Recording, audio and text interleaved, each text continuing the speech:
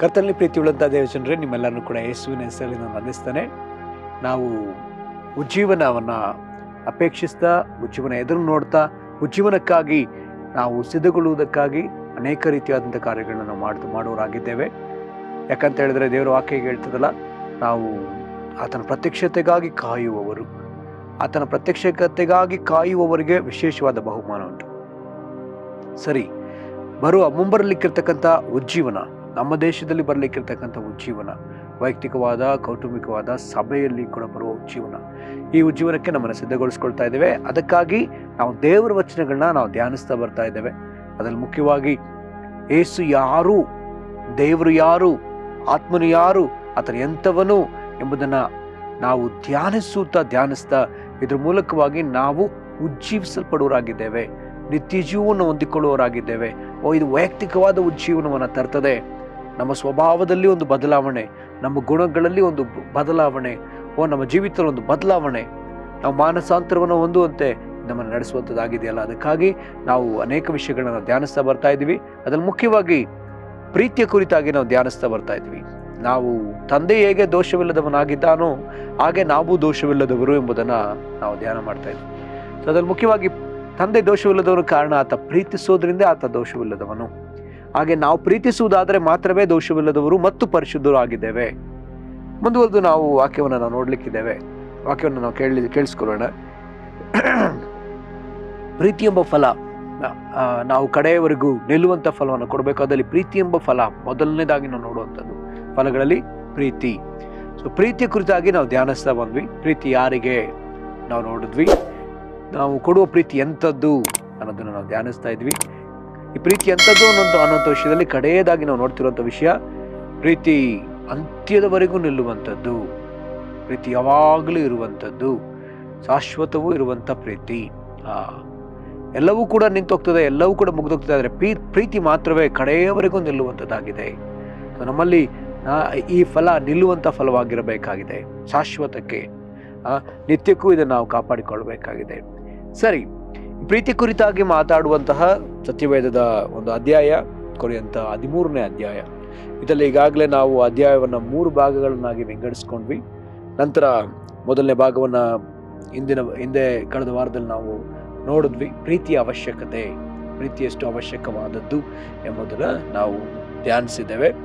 ಮುಂದುವರೆದು ಪ್ರೀತಿಯ ಗುಣಗಳನ್ನ ನಾವು ಧ್ಯಾನಿಸಲಿಕ್ಕಿದ್ದೇವೆ. ಇದೇ 1 ಕೊರಿಂಥ 13ನೇ ಅಧ್ಯಾಯದಿಂದ 7ನೇ ವಚನದವರೆಗೂ ನಾವು ನೋಡ್ಕೊಳ್ಳೋಣ. ಪ್ರೀತಿ ಬಹುತಾಳ್ಮೆಯುಳ್ಳದ್ದು, ಪ್ರೀತಿ ದಯೆ ತೋರಿಸುವುದು, ಪ್ರೀತಿ ಹೊಟ್ಟೆ ಕಿಚ್ಚುಪಡುವುದಿಲ್ಲ, ಹೊಗಳಿಕೊಳ್ಳುವುದಿಲ್ಲ, ಒಬ್ಬಿಕೊಳ್ಳುವುದಿಲ್ಲ, ಮರ್ಯಾದೆಗೆಟ್ಟು ನಡೆಯುವುದಿಲ್ಲ, ಸ್ವಪ್ರಯೋಜನವನ್ನು ಚಿಂತಿಸುವುದಿಲ್ಲ, ಸಿಟ್ಟುಕೊಳ್ಳುವುದಿಲ್ಲ, ಅಪಕಾರವನ್ನು ಮನಸ್ಸಿನಲ್ಲಿ ಇಟ್ಟುಕೊಳ್ಳುವುದಿಲ್ಲ, ಅನ್ಯಾಯವನ್ನು ನೋಡಿ ಸಂತೋಷ ಪಡದೆ ಸತ್ಯಕ್ಕೆ ಜಯವಾಗುವಲ್ಲಿ ಸಂತೋಷ ಪಡುತ್ತದೆ, ಎಲ್ಲವನ್ನು ಅಡಗಿಸಿಕೊಳ್ಳುತ್ತದೆ, ಎಲ್ಲವನ್ನು ನಂಬುತ್ತದೆ, ಎಲ್ಲವನ್ನು ನಿರೀಕ್ಷಿಸುತ್ತದೆ, ಎಲ್ಲವನ್ನು ಸಹಿಸಿಕೊಳ್ಳುತ್ತದೆ. ಸರಿ, ಈ ವಿಚಾರಗಳನ್ನ ನಾವು ಈ ಸಮಯದಲ್ಲಿ ಧ್ಯಾನಿಸಲಿಕ್ಕಿದ್ದೇವೆ. ಪ್ರೀತಿಯ ಗುಣಗಳು, ಪ್ರೀತಿ ಎಂಥದ್ದು, ಪ್ರೀತಿಯನ್ನೆಲ್ಲ ಮಾಡ್ತದೆ. ನಾವು ನೋಡೋದಾದ್ರೆ ಹಳೆ ಒಡಂಬಡಿಕೆಯಲ್ಲಿ ದೇವರು ಇಸ್ರಾಯೇಲ್ಯರಿಗೆ ಸುಮಾರು 613 ಆಜ್ಞೆಗಳನ್ನ ಕೊಟ್ಟರು. ಅದರಲ್ಲಿ 10 ಆಜ್ಞೆಗಳು ಬಂದು ವ್ಯತ್ಯಾಸವಾದದ್ದು. ಇನ್ನು 603 ಆಜ್ಞೆಗಳಲ್ಲಿ ಕೆಲವನ್ನ ಮಾಡಬೇಕಾದವುಗಳು, ಅಂದ್ರೆ ಡೂಸ್ ಅಂತ ಹೇಳ್ತಾರೆ ಇಂಗ್ಲಿಷ್, ಮಾಡಬಾರದವುಗಳು, ಡೋಂಟ್ಸ್, ಡೂಸ್ ಅಂಡ್ ಡೋಂಟ್ಸ್ ಎಂಬುದಾಗಿ ಇಂಗ್ಲಿಷ್ನಲ್ಲಿ ಹೇಳ್ತಾರೆ. ಮಾಡಬೇಕಾದವುಗಳೇನು, ಮಾಡಬಾರದವುಗಳೇನು ಅನ್ನೋದನ್ನ, ಈ ನಿಯಮಗಳನ್ನ ದೇವರು ಇಸ್ರಾಯೇಲ್ಯರಿಗೆ ನಾವು ಕೊಡೋದನ್ನ ನಾವು ಕಾಣ್ತೇವೆ. ಸೊ ಅದೇ ರೀತಿಯಲ್ಲಿ ಇಲ್ಲಿ ಸಹ ಪ್ರೀತಿಯ ಅನೇಕ ಗುಣಗಳಿವೆ, ಪ್ರೀತಿಯ ಅನೇಕ ಕಾರ್ಯಗಳಿಲ್ಲಿದೆ. ಪ್ರೀತಿ ಮಾಡಬೇಕಾದದೇನು, ಪ್ರೀತಿ ಮಾಡಬಾರದು ಯಾವುದು. ಸೊ ಅದನ್ನ ನಾವಿಲ್ಲಿ ಸ್ಪಷ್ಟವಾಗಿ ಬರೆಯಲ್ಪಟ್ಟಿದೆ. ಅದನ್ನ ನಾವು 2 ಭಾಗವಾಗಿ ವಿಂಗಡಿಸ್ಕೊಂಡ್ರೆ, ಡೂಸ್ ಯಾವುದೆಲ್ಲ ಪ್ರೀತಿ ಮಾಡಬೇಕು ಅಂತಂದ್ರೆ, ಮೊದಲನೇದಾಗಿ ಪ್ರೀತಿ ತಾಳ್ಮೆಯುಳ್ಳದಾಗಿರ್ತದೆ, ತಾಳ್ಮೆಯನ್ನು ತೋರಿಸಬೇಕು. ಪ್ರೀತಿ ದಯೆ ತೋರಿಸುವಂಥದ್ದು. ಹಾಗೆ ಮುಂದಿನದಾಗಿ ನಾವು ನೋಡುವಂಥದ್ದು, ಪ್ರೀತಿ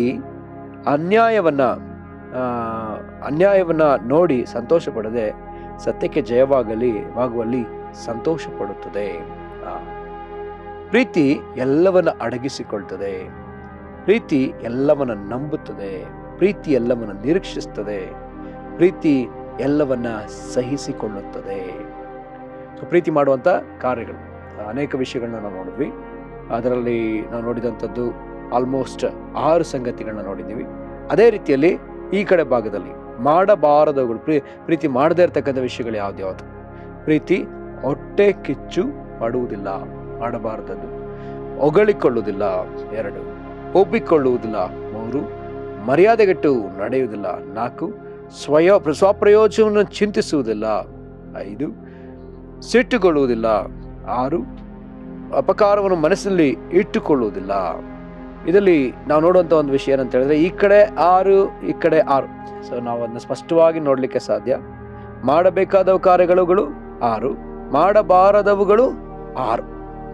ಸೊ ಇದನ್ನು ತುಂಬ ಸುಂದರವಾಗಿರೋದನ್ನು ನಾವು ಕಾಣ್ತೀವಿ. ಪ್ರೀತಿ ಮಾಡಬೇಕಾದ ಸಂಗತಿಗಳು ಯಾವುದು, ಪ್ರೀತಿ ಮಾಡಬಾರದ ಸಂಗತಿಗಳು ಯಾವ್ದು ಅನ್ನೋದನ್ನ ನೋಡಿದ್ವಿ. ಅದರಲ್ಲಿ ಮೊದಲನೇದಾಗಿ ನಾವು ನೋಡುವಂಥ ವಿಷಯ, ಪ್ರೀತಿ ಬಹುತಾಳ್ಮೆ ಉಳ್ಳದು. ಪ್ರೀತಿ ಯಾವುದನ್ನೆಲ್ಲ ಮಾಡುತ್ತೆ ಅನ್ನೋದನ್ನ ನೋಡಿ, ಅದರಲ್ಲಿ ಮೊದಲನೇದಾಗಿ ಪ್ರೀತಿ ತಾಳ್ಮೆ ಉಳ್ಳದ್ದು. ಅದನ್ನು ನಾವು ಈ ದಿವಸ ಧ್ಯಾನಿಸಲಿಕ್ಕಿದ್ದೇವೆ. ಪ್ರೀತಿ ತಾಳ್ಮೆ ಉಳ್ಳದ್ದು. ತಾಳ್ಮೆ ಅನ್ನುವಂಥ ಇದನ್ನ ಇದೇ ವಾಕ್ಯವನ್ನ ನಾವು ಬೇರೆ ತರ್ಜುಮೆಗಳಲ್ಲಿ, ಟ್ರಾನ್ಸ್ಲೇಷನಲ್ಲಿ, ವರ್ಷನ್ಗಳಲ್ಲಿ ನಾವು ಓದೋದಾದ್ರೆ ಅಲ್ಲಿ ಕೆಲವು ಟ್ರಾನ್ಸ್ಲೇಷನ್ ಅಲ್ಲಿ ಪೇಷನ್ಸ್, ಅಂದರೆ ತಾಳ್ಮೆ ಅಂತ ಬರೆಯಲ್ಪಟ್ಟದೆ. ಆದರೆ ಇನ್ನು ಕೆಲವು ಮೂಲ ತರ್ಜುಮೆ, ಮೂಲ ಬೈಬಲ್ನಲ್ಲಿ ನಾವು ನೋಡೋದಾದ್ರೆ ಇದನ್ನ ಲಾಂಗ್ ಸಫರಿಂಗ್ ಅಥವಾ ದೀರ್ಘ ಶಾಂತಿ ಎಂಬುದಾಗಿ ಬರೆಯಲ್ಪಟ್ಟಿರೋದನ್ನ ನಾವು ಕಾಣಲಿಕ್ಕೆ ಸಾಧ್ಯ. ಸೊ ಹಾಗಿದ್ರೆ ಹೇಗೆ ಇದೇ ತಾಳ್ಮೆ ಸರಿಯಾ ಅಥವಾ ದೀರ್ಘ ಶಾಂತಿ ಸರಿನಾ, ತಾಳ್ಮೆ ಸರಿನಾ ದೀರ್ಘ ಶಾಂತಿ ಸರಿನಾ ಎಂಬುದಾಗಿ ನಾವು ಎರಡರ ಮಧ್ಯದಲ್ಲಿ ಕೂಡ ಪ್ರಶ್ನೆಗಳು ನಮಗಿರ್ಬೋದು. ಆದರೆ ಇದರಲ್ಲಿ ದೀರ್ಘ ಶಾಂತಿಯೇ ಸರಿಯಾದ ಪದ ಅನ್ನೋದಕ್ಕೆ ಒಂದು ಆಧಾರ ವಿಮೋಚನ ಕಾಂಡ 34ನೇ ಅಧ್ಯಾಯ 6ನೇ ವಚನ ಹೇಳ್ತದೆ, ಆತನ ಗುಣಗಳಲ್ಲಿ ಒಂದು ಗುಣ ದೀರ್ಘ ಶಾಂತಿ. ನಾವು ತೆಗೆದುಕೊಳ್ಳೋಣ ವಿಮೋಚನ ಕಾಂಡ 34ನೇ ಅಧ್ಯಾಯ 6ನೇ ವಚನ. ಅಲ್ಲಿ ಹೀಗೆ ಹೇಳ್ತದೆ, ಯೆಹೋವ ಕನಿಕರವು ದಯೆಯೂ ಉಳ್ಳ ದೇವರು, ದೀರ್ಘ ಶಾಂತನು. ಸರಿ, ತಾಳ್ಮೆ ಅಂತ ಬರೀಲಿಲ್ಲ, ದೀರ್ಘ ಶಾಂತನು ಎಂಬುದಾಗಿ ಬರೆಯಲ್ಪಟ್ಟದೆ. ಹಾಗಿದ್ರೆ ನಮ್ಮ ದೇವರ ಗುಣ ಎಂಥದ್ದಂದ್ರೆ ಆತ ದೀರ್ಘಶಾಂತನಾದ ದೇವರು. ದೀರ್ಘಶಾಂತನು ಅಂದ್ರೆ ಅರ್ಥ ಏನು? ದೀರ್ಘಶಾಂತನು ಅಂತ ಹೇಳಿದ್ರೆ ಅರ್ಥ ಆತ ದೀರ್ಘಕ್ಕೂ ಕೂಡ ಶಾಂತನಾಗಿ ಕಾಯುವಂಥದ್ದು. ಇಂಗ್ಲಿಷಲ್ಲಿ ತುಂಬಾ ಚೆನ್ನಾಗಿದೆ, ಸಫರಿಂಗ್, ಲಾಂಗ್ ಸಫರಿಂಗ್. ಅನೇಕ ವರ್ಷಗಳಿಂದ ಆತ ಕಾಯ್ತಾ ಇದ್ದಾನೆ, ದೀರ್ಘಾವಧಿಯಿಂದ ಕಾಯ್ತಾ ಇದ್ದಾನೆ. ಈಗ ದೀರ್ಘಾಯುಷು ಎಂಬುದಾಗಿ ಹೇಳುವಂತೆ ಇದು ದೀರ್ಘ ಶಾಂತಿ ಎಂಬುದಾಗಿ ನಾವು ಹೇಳ್ತೀವಿ. ತಾಳ್ಮೆ ಅಂದ್ರೆ ಆ ರೀತಿಯಲ್ಲ, ಅದು ಆ ಒಂದು ಸ್ಥಿತಿಗೆ ಅಥವಾ ಆ ಒಂದು ಸಮಯಕ್ಕೆ ಮಾತ್ರ ಅನ್ವಯಿಸುವಂಥದ್ದು. ಆದರೆ ಇದು ಆ ರೀತಿಯಲ್ಲ, ಇದು ಅನೇಕ ದಿವಸಗಳಿಗೆ ಅನ್ವಯಿಸುವಂಥದ್ದಾಗಿದೆ. ದೇವರು ಕೂಡ ನಮ್ಮ ವಿಷಯದಲ್ಲಿ ಆತ ದೀರ್ಘ ಶಾಂತನಾಗಿ ಇದ್ದಾನೆ. ಆತನ ಪ್ರೀತಿಯು ನಮ್ಮ ವಿಷಯದಲ್ಲಿ ದೀರ್ಘ ಶಾಂತಿಯಿಂದ ಇರುವಂಥದ್ದಾಗಿದೆ. ವಾಕ್ಯದಲ್ಲಿ ನಾವು ತೆಗೆದುಕೊಳ್ಳುವುದಾದರೆ ಒಂದು ವಾಕ್ಯ ನಾವು ತೆಗೆದುಕೊಳ್ಳೋಣ. 2ನೇ ಪೇತ್ರ 3ನೇ ಅಧ್ಯಾಯ 9ನೇ ವಚನ. ಆತನು ದೀರ್ಘ ಶಾಂತಿಯಿಂದ ನಮಗಾಗಿ ಕಾಯ್ತಾ ಇದ್ದಾನಂತೆ. ಹೇಗೆ ಅದನ್ನ ವಾಕ್ಯವನ್ನು ತೆಗೆದುಕೊಳ್ಳೋಣ. 2ನೇ ಪೇತ್ರ 3ನೇ ಅಧ್ಯಾಯ 9ನೇ ವಚನ. ಕರ್ತನು ತನ್ನ ವಾಗ್ದಾನವನ್ನು ನೆರವೇರಿಸುವುದಕ್ಕೆ ತಡಮಾಡುತ್ತಾನೆಂಬುದಾಗಿ ಕೆಲವರು ಅರ್ಥ ಮಾಡಿಕೊಳ್ಳುವ ಪ್ರಕಾರ ಆತನು ತಡಮಾಡುವವನಲ್ಲ. ಯಾವನಾದರೂ ನಾಶವಾಗುವುದರಲ್ಲಿ ಆತನು ಇಷ್ಟಪಡದೆ ಎಲ್ಲರೂ ತನ್ನ ಕಡೆಗೆ ತಿರುಗಿಕೊಳ್ಳಬೇಕೆಂದು ಅಪೇಕ್ಷಿಸುವವನಾಗಿದ್ದು ನಿಮ್ಮ ವಿಷಯಗಳಲ್ಲಿ ದೀರ್ಘ ಶಾಂತಿಯುಳ್ಳವನಾಗಿದ್ದಾನೆ. ದೇವರು ಕೂಡ ಇಲ್ಲಿ ಆತ ದೀರ್ಘ ಶಾಂತನಾಗಿದ್ದಾನೆ. ಆತ ಅನೇಕರು ಬರಬೇಕೆಂದು ಕಾಯ್ತಾ ಇದ್ದಾನೆ. ಕಡೆಯ ಆತ್ಮ ಸಭೆಯೊಳಗೆ ಬರಬೇಕಂತ ಆತ ಅಪೇಕ್ಷೆ ಉಳ್ಳವನಾಗಿದ್ದಾನೆ. ಅದಕ್ಕೆ ಆತ ಕಾಯ್ತಾ ಇದ್ದಾನೆ, ಇನ್ನೂ ಬರಲಿ, ಇನ್ನೂ ಬರೋರಿದ್ದಾರೆ. ಅದಕ್ಕಾಗಿ ಕ್ರಿಸ್ತನ ಪ್ರತ್ಯಕ್ಷತೆಯೂ ಕೂಡ ತಡವಾಗಿ ಅದೇ. ಆತನು ಬರ್ತೀನಿ ಅಂತ ಹೇಳಿ ಆತ ತಡ ಮಾಡುವವನಲ್ಲ, ಆದ್ರೆ ಆತ ಕಾಯ್ತಾ ಇದ್ದಾನೆ. ಮತ್ತು ಅನೇಕ ವಾಕ್ಯಗಳನ್ನ ನಾವು ಇದ್ರ ಕುರಿತಾಗಿ ನಾವು ನೋಡಬಹುದು. 1ನೇ ಥೆಸಲೋನಿಕ 5ನೇ ಅಧ್ಯಾಯ 23ನೇ ವಚನದಲ್ಲಿ ನಾವು ನೋಡ್ತೇವೆ, ಶಾಂತಿದಾಯಕನಾದ ದೇವರು ತಾನೇ ನಮ್ಮ ಪ್ರಾಣಾತ್ಮ ಶರೀರವನ್ನ ಕರ್ತನ ಪ್ರತ್ಯಕ್ಷತೆಯಲ್ಲಿ ಪರಿಶುದ್ಧ ಮಾಡಲಿ, ಪರಿಪೂರ್ಣ ಮಾಡಲಿ ಎಂಬುದಾಗಿ ಬರೆಯಲ್ಪಟ್ಟದೆ. ಆತನು ಕಾಯ್ತಾ ಇದ್ದಾನೆ ನಮ್ಮನ್ನು ಪರಿಪೂರ್ಣ ಮಾಡುವುದಕ್ಕಾಗಿ. ಶಾಂತಿದಾಯಕನಾದ ದೇವರು ತಾನೇ ಸೈತಾನನನ್ನು ನಮ್ಮ ಕಾಲ ಕೆಳಗೆ ಹಾಕಿ ಶೀಘ್ರವಾಗಿ ತಿಳಿಸಿಬಿಡುವನು ಎಂಬುದಾಗಿ ರೋಮಾಪುರದಲ್ಲಿ ಬರೆದ ಪತ್ರಿಕೆ 15ನೇ ಅಧ್ಯಾಯ 16ನೇ ಅಧ್ಯಾಯ 20ನೇ ವಚನದಲ್ಲಿ ನಾವು ಅದನ್ನು ನೋಡ್ತೇವೆ. ಅಲ್ಲಿ ಸ್ಪಷ್ಟವಾಗಿ ಬರೆಯಲ್ಪಟ್ಟಿದ್ದ ವಾಕ್ಯವನ್ನು ತೆಗೆದುಕೊಳ್ಳೋಣ. ರೋಮಾಪುರದಲ್ಲಿ ಬರೆದ ಪತ್ರಿಕೆ 15ನೇ ಅಧ್ಯಾಯ 16ನೇ ಅಧ್ಯಾಯ 20ನೇ ವಚನ. ಶಾಂತಿದಾಯಕನಾದ ದೇವರು ಶೀಘ್ರವಾಗಿ ಸೈತಾನನನ್ನು ನಿಮ್ಮ ಕಾಲುಗಳ ಕೆಳಗೆ ಹಾಕಿ ತುಳಿಸಿ ಬಿಡುವನು. ಸೊ ನಮ್ಮ ದೇವರು ಕಾಯ್ತಾ ಇದ್ದಾರೆ, ದೀರ್ಘ ಶಾಂತಿಯಿಂದ ಕಾಯ್ತಾ ಇದ್ದಾರೆ. ಕೆಲವು ಕಾರ್ಯಗಳನ್ನ ಮಾಡುವುದಕ್ಕಾಗಿ ಆತ ಶಾಂತತೆಯಿಂದ ಕಾಯ್ತಿದ್ದಾನೆ, ದೀರ್ಘವಾಗಿ ಆತ ಕಾಯ್ತಾ ಇದ್ದಾನೆ. ಸೈತಾನನ ನಮ್ಮ ಕಾಲ ಕೆಳಗೆ ಹಾಕಿ ತುಳಿಸಬೇಕಂತ ಹೇಳಿ ಆತನು ಕಾಯ್ತಾ ಇದ್ದಾನೆ. ನಮ್ಮ ಪ್ರಾಣ ಆತ್ಮ ಶರೀರವನ್ನು ಪರಿಪೂರ್ಣಗೊಳಿಸುವುದಕ್ಕಾಗಿ ಆತ ಕಾಯ್ತಾ ಇದ್ದಾನೆ. ಮತ್ತು ಆತ ಆತ್ಮಗಳು ಸಭೆಯೊಳಗೆ ಬರಬೇಕೆಂದು ಆತ ಕಾಯ್ತಾ ಇದ್ದಾನೆ. ಆತ ರಕ್ಷಣೆಯನ್ನು ಹೊಂದಬೇಕೆಂದು ಕಾಯ್ತಾ ಇದ್ದಾನೆ. ಆತನ ಪ್ರತ್ಯಕ್ಷತೆಯಲ್ಲಿ ಕಾಣಿಸಿಕೊಳ್ಳುವುದಕ್ಕಾಗಿ ಆತ ಕಾಯ್ದ ದೀರ್ಘ ಶಾಂತಿಯಿಂದ ಆತ ಕಾಯುವ ಆತನಾಗಿದ್ದಾನೆ. ಮೊನ್ನೆ ನನ್ನೊಬ್ಬ ನಾಯಕರು, ದೇವಸೇವಕರು ಅವರು ಇದನ್ನ ಹೇಳ್ತಾ ಇದ್ರು. ದೀರ್ಘ ಶಾಂತನು ಅನ್ನುವಂಥ ವಿಷಯವನ್ನು ನಾವು ಹಾಗೆ ಚರ್ಚಿಸ್ತಾ ಇದ್ದಾಗ ಅವರೊಂದು ಮಾತನ್ನ ಹೇಳಿದ್ರು. ದೀರ್ಘ ಶಾಂತಿ ಅಂತ ಹೇಳಿದ್ರೆ, ಒಂದು ಗಂಡ ಹೆಂಡತಿ ಇದ್ರು. ಆ ಗಂಡ ಹೆಂಡತಿ ಒಬ್ಬರೊಬ್ರು ಪ್ರೀತಿಯಿಂದ ಮದುವೆ ಆದ್ರು, ಪ್ರೀತಿ ಮಾಡಿ ಮದುವೆ ಆದ್ರು. ಆ ಗಂಡನಿಗೆ ಹೆಂಡತಿಯಲ್ಲಿ ಕೆಲವು ವಿಷಯದಲ್ಲಿ ಒಡಂಬಾಡಿಲ್ಲ. ಸೊ ಅದರಿಂದ ಗಂಡ ಏನ್ ಮಾಡಿದೆ ಅಂತ ಹೇಳಿದ್ರೆ, ಹೆಂಡತಿಗೆ ಡಿವೋರ್ಸ್ ಕೊಟ್ಟು ಬಲವಂತವಾಗಿ ಆಕೆಯನ್ನು ಬಿಟ್ಟು ಹೋದ. ಹೆಂಡತಿಗೆ ತುಂಬಾ ದುಃಖ. ಗಂಡನ ಬಿಟ್ಟಿರ್ಲಿಕ್ಕೆ ಇಷ್ಟ ಇಲ್ಲ. ಆಕೆಯಾದರೂ ದೀರ್ಘ ಶಾಂತಿಯಿಂದ ಆಕೆ ಕಾಯ್ತಲೇ ಇದ್ಲು. ಇಲ್ಲ, ನನ್ನ ಗಂಡ ತಿರುಗಿ ಬಂದೇ ಬರ್ತಾನೆ, ನನ್ನ ದೇವರು ನನ್ನ ಗಂಡನನ್ನ ತಿರುಗಿ ತಂದೆ ತರ್ತಾರೆ ಎಂಬುದಾಗಿ ಪ್ರತಿ ದಿವಸ ಆಕೆ ಕಾಯುವವಳಾಗಿದ್ಲು. ಪ್ರತಿ ದಿವಸ ತಾನು ತನಗೆ ಮಾತ್ರ ಅಡಿಗೆ ಮಾಡಿಕೊಳ್ಳೋದಲ್ಲದೆ ತನ್ನ ಗಂಡನಿಗಾಗಿಯೂ ಅಡಿಗೆ ಮಾಡಿ ತಾನೊಂದು ಒಂದು ತಟ್ಟೆಯಲ್ಲಿಯೂ ಗಂಡನಿಗೆ ಅಂತ ಹೇಳಿ ಒಂದು ಪ್ಲೇಟ್ನಲ್ಲಿ ಕೂಡ ಊಟನ ಬಡಿಸಿ ಆ ಊಟಕ್ಕಾಗಿ ಕಾಯ್ತಾ ಇದ್ಲು. ಗಂಡ ಬರ್ತಾನೆ, ನನ್ನ ಜೊತೆ ಆತನು ಕೂಡ ಊಟ ಮಾಡ್ತಾನೆ. ಪ್ರತಿ ದಿವಸ ಈ ರೀತಿಯಲ್ಲಿ ಆಕೆ ಆ ರೀತಿಯಲ್ಲಿ ಮಾಡ್ತಿದ್ಲಂತೆ. ಈ ರೀತಿ ಅನೇಕ ವರ್ಷಗಳು ಕಳೆದು ಹೋಯಿತು. ಆಲ್ಮೋಸ್ಟ್ 12 ವರ್ಷಗಳು ಕಳೆದು ಹೋಯಿತು. 12 ವರ್ಷಗಳು ಕಳೆದ ಮೇಲೆ ಆಕೆ ಅದೇ ರೀತಿಯಲ್ಲೇ ಮಾಡ್ತಿದ್ದಾಳೆ. ಪ್ರತಿ ದಿವಸ ಅಡುಗೆ ಮಾಡ್ತಾಳೆ, 2 ತಟ್ಟೆಯಲ್ಲಿ ಬಡಿಸ್ತಾಳೆ. 12 ವರ್ಷ ಆಗಿದೆ. 12 ವರ್ಷದ ನಂತರ ಅವ್ರು ಬಾಗಿಲು ತೆರೀತಾರೆ. ಬಾಗಿಲು ತೆರೆದ ತಕ್ಷಣ ಒಂದು ಸ್ವರ ಅಲ್ಲಿಂದ ಕೇಳಿಸ್ತದೆ, ಹನಿ. ನನ್ನ ಪ್ರಿಯತಮೆ, ಈ ಮಾತನ್ನ ಕೇಳಿದ ಕೂಡಲೇ ಹೆಂಡತಿ ತಿರುಗಿ ಕೂಡ ನೋಡೋದಿಲ್ಲ.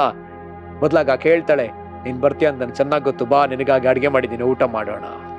12 ವರ್ಷದಿಂದ ದೀರ್ಘ ಶಾಂತಿಯಿಂದ ಆಕೆ ತನ್ನ ಗಂಡನಿಗಾಗಿ ಕಾದಿದ್ಲು. ಹಾಗೆಯೇ ಪ್ರಿಯರೇ, ಈ ದಿವಸವೂ ಕೂಡ ಕರ್ತನು ನಮಗಾಗಿ ದೀರ್ಘ ಶಾಂತಿಯಿಂದ ಆತ ಕಾಯುವಾತನಾಗಿದ್ದಾನೆ. ಆತ ನಮಗಾಗಿ ಕಾಯುವಾತನಾಗಿದ್ದಾನೆ. ಹಾಗಿದ್ರೆ ಪ್ರೀತಿ ಅಂತದಂತ ಹೇಳಿದ್ರೆ ಅದು ದೀರ್ಘ ಶಾಂತಿಯುಳ್ಳದ್ದು. ಹಾಗೆ ನಮ್ಮ ಪ್ರೀತಿಯು ಕೂಡ ದೀರ್ಘ ಶಾಂತಿಯಿಂದ ಇದ್ರೆ ಎಷ್ಟೋ ಒಳ್ಳೆಯದಲ್ಲ. ಈ ಲೋಕದಲ್ಲಿ ತೆಗೆದ ಜನಗಳ ವಿಷಯದಲ್ಲಿ, ನಶಿಸಿ ಹೋಗುವ ಆತ್ಮಗಳ ವಿಷಯದಲ್ಲಿ, ರಕ್ಷಿಸಲ್ಪಡದೇ ಇರತಕ್ಕಂಥ ಜನಗಳ ವಿಷಯದಲ್ಲಿ, ಮೊಂಡಾದ ಜನಗಳ ವಿಷಯದಲ್ಲಿ, ಪಾಪದಲ್ಲಿ ಸಿಕ್ಕಿಕೊಂಡಿರ್ತಕ್ಕಂಥ ಜನಗಳ ವಿಷಯದಲ್ಲಿ ನಾವು ಕೂಡ ಇದೇ ರೀತಿಯಲ್ಲಿ ದೀರ್ಘ ಶಾಂತರಾಗಿ ಕಾಯುವುದು ಎಷ್ಟೋ ಒಳ್ಳೆಯದಲ್ಲವಾ? ಸೊ ನಾವು ಪ್ರಾರ್ಥಿಸೋಣವಾ, ಕರ್ತನು ತಾನೇ ಈ ರೀತಿಯಾದ ಪ್ರೀತಿಯನ್ನು ನಮ್ಮ ಒಳಗಡೆ ತುಂಬಿಸಲಿ. ಈ ಪ್ರೀತಿ ನಮ್ಮ ಒಳಗಡೆ ಅಭಿವೃದ್ಧಿ ಹೊಂದಲಿ. ಇದು ದೀರ್ಘ ಶಾಂತಿಯಿಂದ ಕಾಯಲಿ. ಕ್ರಿಸ್ತನು ಯಾವ ರೀತಿಯಲ್ಲಿ ಯೂದನ ವಿಷಯದಲ್ಲಿ ದೀರ್ಘ ಶಾಂತಿಯಿಂದ ಕಾದಿದ್ದನು, ಕಡೆಗೆ ಯೂದನ ಹಿಡುಕೊಟ್ಟಾಗ್ಲೂ ಕೂಡ ಕರ್ತನು ಆತನನ್ನು ನೋಡಿ, ನನ್ನ ಸ್ನೇಹಿತನೇ, ಮುತ್ತಿಟ್ಟು ನನ್ನ ಹಿಡುಕೊಟ್ಟಿಯಾ ಅಂತ ಹೇಳಿ ಸ್ನೇಹಿತನೆಂಬುದಾಗಿ ಹೇಳಿ ಆತನು ತನ್ನ ಪ್ರೀತಿಯನ್ನು ವ್ಯಕ್ತಪಡಿಸಿದ್ದಾನೆ. ಪ್ರಿಯರೇ, ಈ ದಿವಸವೂ ಕೂಡ ಆತನು ನಮ್ಮ ವಿಷಯದಲ್ಲಿ ದೀರ್ಘ ಶಾಂತತೆಯಿಂದ ಇದ್ದಾನೆ. ನಾವು ನಮ್ಮ ಪ್ರೀತಿ ಕೂಡ ಅದೇ ರೀತಿಯಲ್ಲಿ ದೀರ್ಘವಾದ ಶಾಂತಿಯುಳ್ಳವರಾಗಿ, ಲಾಂಗ್ ಸಫರಿಂಗ್ ಆದ ಪ್ರೀತಿಯಾಗಿ ನಮ್ಮ ಪ್ರೀತಿಗಳು ಮಾರ್ಪಡಲಿ, ಬದಲಾಗಲಿ. ಅದಕ್ಕಾಗಿ ನಾವು ಪ್ರಾರ್ಥಿಸೋಣ. ದೇವರಾತ್ಮನೇ ನಿನಗೆ ಸ್ತೋತ್ರ, ತಂದೆಯನಿಗೆ ಸ್ತೋತ್ರ ಸಲ್ಲಿಸ್ತೇವೆ ಸ್ವಾಮಿ. ನೀವೇಗ ನಮ್ಮ ವಿಷಯದಲ್ಲಿ ದೀರ್ಘ ಶಾಂತಿಯಿಂದ ಇದ್ದೀರೋ, ನಾವು ನಮ್ಮ ಕಾಲ ಕೆಳಗಡೆ ಸೈತಾನನನ್ನು ಹಾಕಿ ತುಳಿಯಬೇಕೆಂದು, ಆತನನ್ನು ನಮ್ಮ ಕಾಲ ಕೆಳಗೆ ತುಳಿಸಬೇಕೆಂದು ನೀವು ಕಾಯ್ತಾ ಇದ್ದೀರೋ. ನಾವು ಸಂಪೂರ್ಣವಾಗಿ ನಮ್ಮ ಪ್ರಾಣ ಆತ್ಮ ಶರೀರ ಪರಿಪೂರ್ಣವಾಗಿ ನಿಲ್ಲಬೇಕೆಂದು ನೀವು ಕಾಯ್ತಾ ಇದ್ದೀರೋ. ಕರ್ತನೇ ಅಪ್ಪ, ಅದಕ್ಕೆ ನಾವು ನಮ್ಮನ್ನು ಒಪ್ಪಿಸಿಕೊಡೋದಕ್ಕೆ ಸಹಾಯ ಮಾಡಿ. ಮತ್ತು ಕರ್ತನೆ, ಪ್ರತ್ಯಕ್ಷತೆಯಲ್ಲಿ ನಮ್ಮನ್ನ ಕರ್ಕೊಂಡು ಹೋಗುವುದಕ್ಕಾಗಿ ನೀವು ಹೇಗೆ ದೀರ್ಘ ಶಾಂತಿಯಿಂದ ಕಾಯ್ತಿದ್ದೀರೋ, ನಶಿಸಿ ಹೋಗುವಂತ ಜನಗಳ ವಿಷಯದಲ್ಲಿ ಇನ್ನೂ ರಕ್ಷಿಸಲ್ಪಡಬೇಕೆಂದವ್ರು, ಇನ್ನೂ ಒಳಗೆ ಬರಬೇಕೆಂದು, ಇನ್ನೂ ರಕ್ಷಿಸಲ್ಪಡಬೇಕೆಂದು ಅವರ ವಿಷಯದಲ್ಲಿ ಕಾಯ್ತಾ ಇದ್ದೀರಲ್ಲಪ್ಪ. ಅದಕ್ಕಾಗಿ ನಾವು ಪ್ರಾರ್ಥಿಸ್ತೇವೆ ಸ್ವಾಮಿ. ಕರ್ತನೇ, ನಿನಗೆ ವಂದನೆ ಸಲ್ಲಿಸ್ತೇವೆ ಸ್ವಾಮಿ. ಅಪ್ಪ, ನಾವು ಕೂಡ ನಿನ್ನತೆ ದೀರ್ಘ ಶಾಂತರಾಗಿರಲಿ. ನಮ್ಮ ಪ್ರೀತಿಯು ದೀರ್ಘ ಶಾಂತಿಯುಳ್ಳ ಪ್ರೀತಿಯಾಗಿ ಮಾರ್ಪಡಲಿ. ನಾವು ಯಾರಿಗೆಲ್ಲ ಪ್ರೀತಿ ತೋರಿಸ್ತೀವೋ ಆ ಪ್ರೀತಿಯಲ್ಲಿ ದೀರ್ಘ ಶಾಂತಿ ತುಂಬಿರಲಿ ಸ್ವಾಮಿ, ದೀರ್ಘ ಶಾಂತಿಯು ತುಂಬಿರಲಿ. ಅನ್ಯರಿಗೆ ನಮ್ಮ ಪ್ರೀತಿ ದೀರ್ಘ ಶಾಂತಿಯಿಂದ ಕಾಣಿಸಲ್ಪಡಲಿ ಕರ್ತನೇ. ಒಡೆಯನೇ, ನೀನಾಗೆ ಮಾಡುವುದಕ್ಕಾಗಿ ಸ್ತೋತ್ರ. ನಮ್ಮನ್ನು ಪರಿಪೂರ್ಣವಾಗಿ ಸಮರ್ಪಿಸಿಕೊಳ್ಳುತ್ತೇವೆ. ನಸರೇತಿನ ಯೇಸುವಿನ ನಾಮದಲ್ಲಿ ಪ್ರಾರ್ಥಿಸುತ್ತೇವೆ ಪ್ರೀತಿಯ ತಂದೆಯೇ, ಆಮೆನ್, ಆಮೆನ್. ಕರ್ತನು ನಿಮ್ಮೆಲ್ಲರನ್ನ ಆಶೀರ್ವಾದ ಮಾಡಲಿ. Praise the lord.